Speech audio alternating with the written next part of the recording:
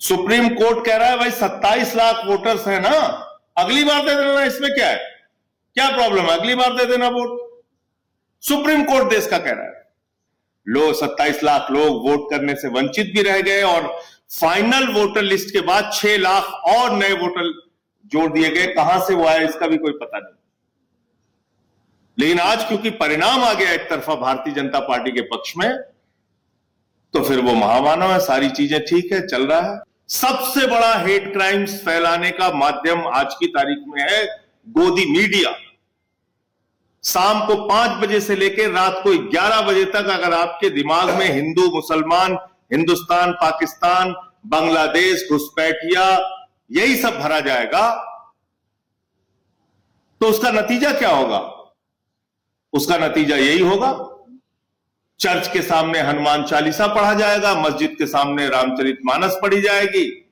बताओ, कब्रिस्तान है तो शमशान होना चाहिए कि नहीं होना चाहिए? और पब्लिक कह रही होना चाहिए, होना चाहिए। स्कूल नहीं होना चाहिए, अस्पताल नहीं होना चाहिए, सड़कें नहीं होनी चाहिए, पीने का साफ पानी नहीं होना चाहिए, लेकिन गांव गांव में शमशान होना चाहिए। ये कौन बोल रहा है? हमारा प्रधानमंत्री। और उसके साथ लोग कह रहे हैं हाँ हाँ साहब होना चाहिए, होना चाहिए। तो नफरत कितनी परोसी जा रही है और कितनी दिमाग में डाली जा रही है, ये तो कल्पना से भी परे। हमारे प्रधानमंत्री जी कहते हैं कि साहब हम कपड़े देख के पहचान लेते हैं, तो इसका मतलब वो पहचान लेते हैं कौन हिंदू है कौन मुसलमान है। और ये बात वो जाके झारखंड के चुनाव में बोलते हैं और उत्तर प्रदेश के चुनाव में जाके कहते हैं कि भाइयों और बहनों बताओ, अगर गांव गांव में कब्रिस्तान है तो शमशान होना चाहिए कि नहीं होना चाहिए? बताओ, कब्रिस्तान है तो शमशान होना चाहिए कि नहीं होना चाहिए? बताओ, कब्रिस्तान है तो शमशान होना चाहिए कि नहीं होना चाहिए? और पब्लिक कह रही होना चाहिए, होना चाहिए। स्कूल नहीं होना चाहिए, अस्पताल नहीं होना चाहिए, सड़कें नहीं होनी चाहिए, पीने का साफ पानी नहीं होना चाहिए, लेकिन गांव गांव में शमशान होना चाहिए। ये कौन बोल रहा है? हमारा प्रधानमंत्री। और उसके साथ लोग कह रहे हैं हाँ हाँ साहब होना चाहिए, होना चाहिए। तो नफरत कितनी परोसी जा रही है और कितनी दिमाग में डाली जा रही है, ये तो कल्पना से भी परे। और उसको रोकने के लिए जो प्रयास होना चाहिए वो शायद कम है, या लोग बड़े इंतजार में थे कि ऐसा कभी दिन आएगा तो हम लोगों को अपने जो ये जो अपना रूप है वो दिखाना है और इनके साथ खड़े होके इस हेट क्राइम्स का हिस्सा बनना है। अभी एक मुख्यमंत्री साहब हैं आसाम के, वो मुख्यमंत्री साहब कहते हैं कि मुसलमानों के यहां से सामान खरीदना बंद कर दो, आर्थिक रूप से इनकी कमर तोड़ देनी है। तो मैंने अंधभक्तों से कहा कि भाई आप लोग फैसला लो, और भाजपा वाले सारे लोग फैसला लो कि जितने भी पेट्रोल, डीजल, गैस इराक से, ईरान से, अरब देशों से आते हैं, इसका इस्तेमाल आप बंद कर दोगे, बिल्कुल खाना नहीं बनाओगे। जो गैस आ रही वहां से, पेट्रोल डीजल जो आ रही है उससे गाड़ी नहीं चलाएंगे। मतलब हम कहां किस ओर लेके जा रहे हैं? दुनिया भर की विकास की बातें होती हैं, तरक्की की बातें होती हैं, देश कहां से कहां, चीन कहां से कहां पहुंच रहा है, और हम लगे हुए नाली से गैस से चाय बनाने में।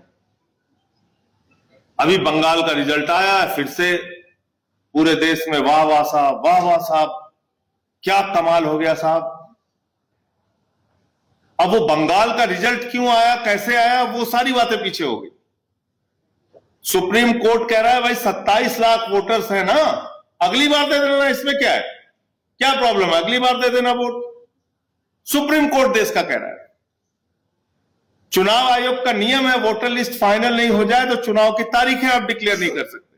चुनाव डिक्लेयर भी हुआ, 27 लाख वोट, 27 लाख लोग वोट करने से वंचित भी रह गए और फाइनल वोटर लिस्ट के बाद 6 लाख और नए वोटर जोड़ दिए गए। कहां से वो आया इसका भी कोई पता नहीं।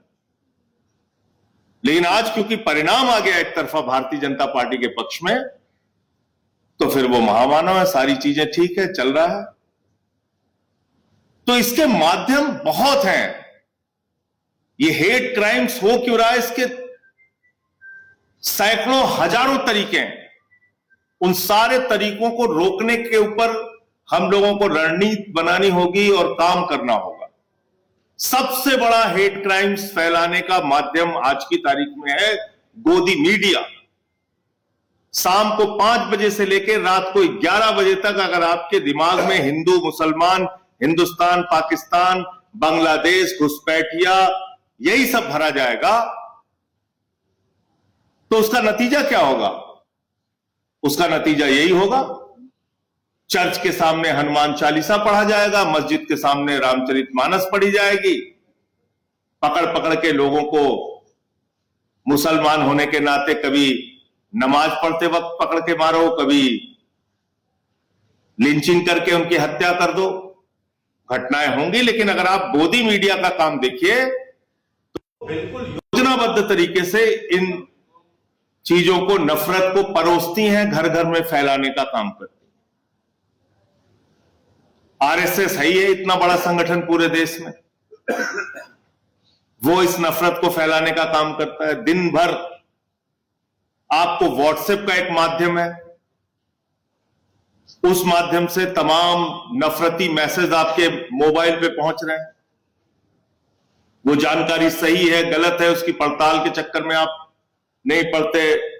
अब आपको दिल्ली विश्वविद्यालय की शिक्षा की जरूरत नहीं है, आपको जेएनयू की शिक्षा की जरूरत नहीं है। व्हाट्सएप का एक विश्वविद्यालय है जिसकी अलग शिक्षा चलती रहती है, उससे लोग, वहां से भी एक नफरत फैलाने का माध्यम इनके पास है।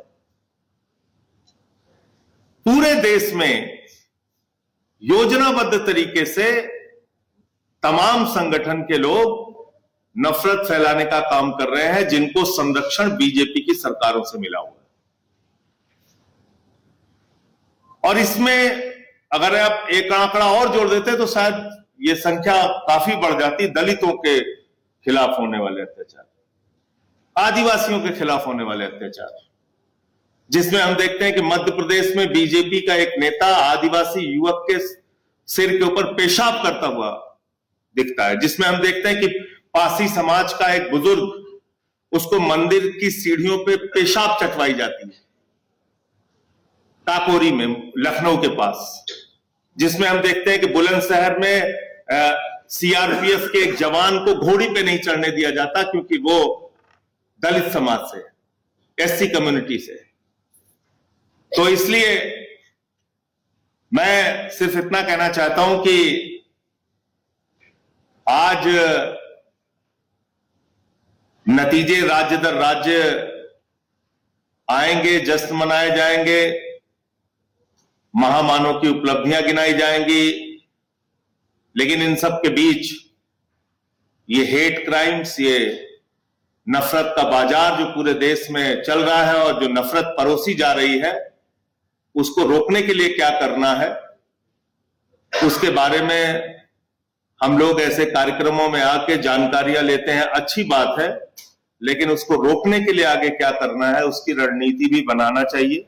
और उसमें जो मेरी भूमिका हो सकती है, जैसे मैं किसी भी तरीके से आपके काम आ सकता हूं तो मैं हाजिर हुई। और दंगों के बारे में गृह राज्य मंत्री जी के द्वारा उपलब्ध कराया गया डाटा है, वो इससे कई गुना ज्यादा है। जो सरकारी आंकड़ा है वो इससे कई गुना ज्यादा है, वो मैं आपको दे दूंगा। तो उसमें कौन सी जानकारी आपसे कहां रह गई? आपने, जाहिर सी बात है, जो बहुत पब्लिक में होंगी चीजें उनको आपने खाली हेट क्राइम्स में यहां लिखा है, लेकिन जो सरकारी आंकड़ा है वो इस आंकड़े से कई गुना ज्यादा है। दंगों के आंकड़े, हेट क्राइम्स के आंकड़े, तो वो लेकिन वो चालाकी ये करते हैं कि वो ये नहीं दिखाते कि साहब किसी ने दाढ़ी रखी थी इसलिए उसको मार दिया गया, या कहीं चर्च पे हमला हुआ, या क्रिश्चियन है कोई तो उसको टारगेट करके मारा गया, या सिख है कोई तो उसको टारगेट करके मारा गया। ये नहीं दिखाते। मोटे मोटे तौर पे दंगों के आंकड़े, इस तरह की वारदात के बारे में वो जानकारी देते हैं। अब सवाल ये है कि इसको आपने इसमें लिखा है कि प्राइम मिनिस्टर के स्पीचेस से हेट क्राइम्स कितना बढ़ता है, चीफ मिनिस्टर के स्पीचेस से हेट क्राइम्स कितना बढ़ता है। तो ये तो पूरे देश में खुलेआम अब हो रहा है। अब तो कोई छिपाने वाली बात ही नहीं है, सीना ठोक के हो रहा है।